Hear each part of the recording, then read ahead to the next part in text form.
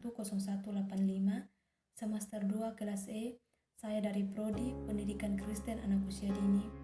Di sini saya mendapatkan tugas membuat video presentasi dari mata kuliah Pendidikan Kewarganegaraan.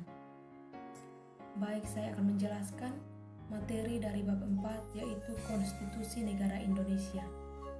Dalam arti sempit, konstitusi merupakan suatu dokumen atau seperangkat dokumen yang berisi aturan-aturan dasar untuk menyelenggarakan negara.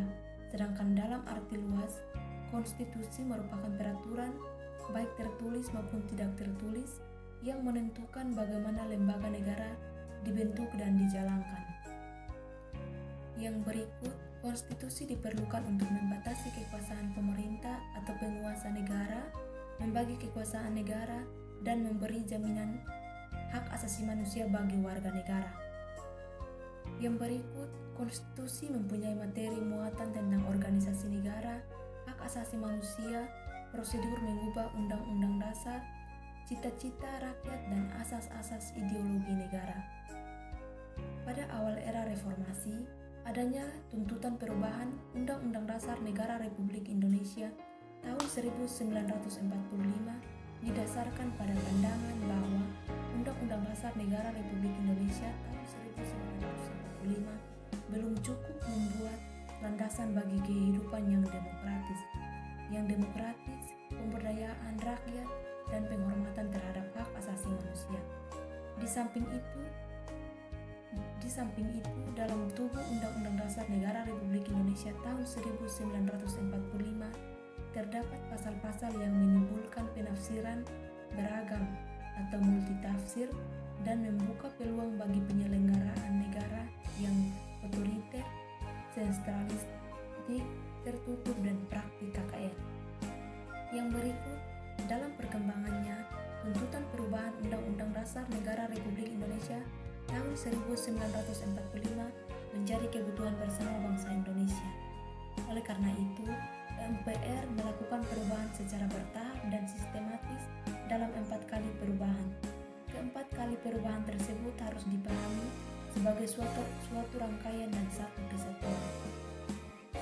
Dasar perubahan pemikiran Undang-Undang Dasar Negara Republik Indonesia tahun 1945 adalah kekuasaan tertinggi di tangan MPR, kekuasaan yang sangat besar pada presiden.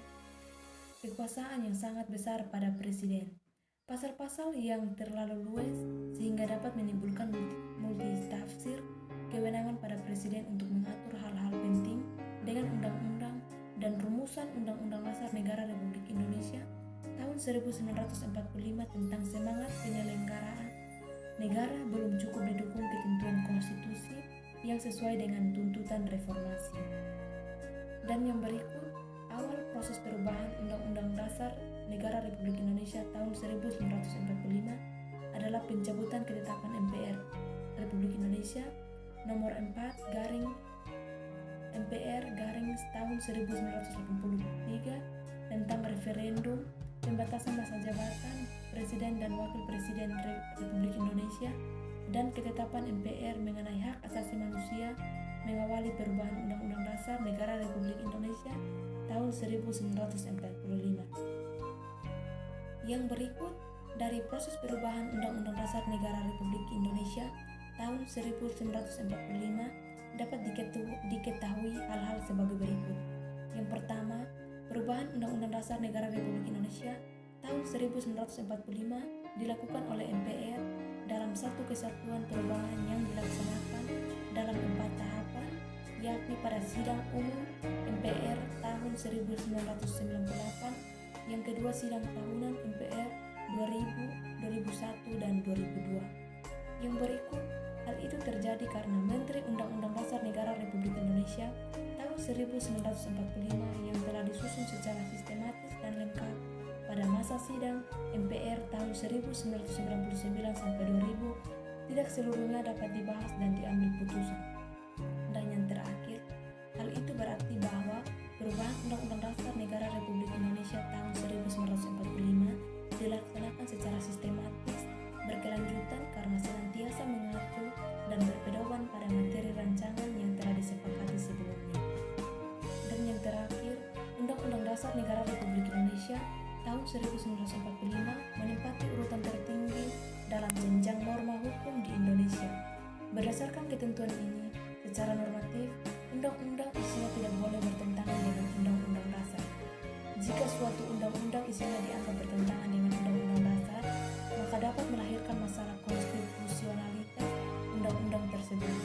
Warga negara dapat mengajukan pengujian konstitusionalitas suatu undang-undang kepada Mahkamah Konstitusi. Baik, inilah materi yang dapat saya sampaikan. Semoga bermanfaat bagi kita semua. Sekian dan terima kasih. Salam.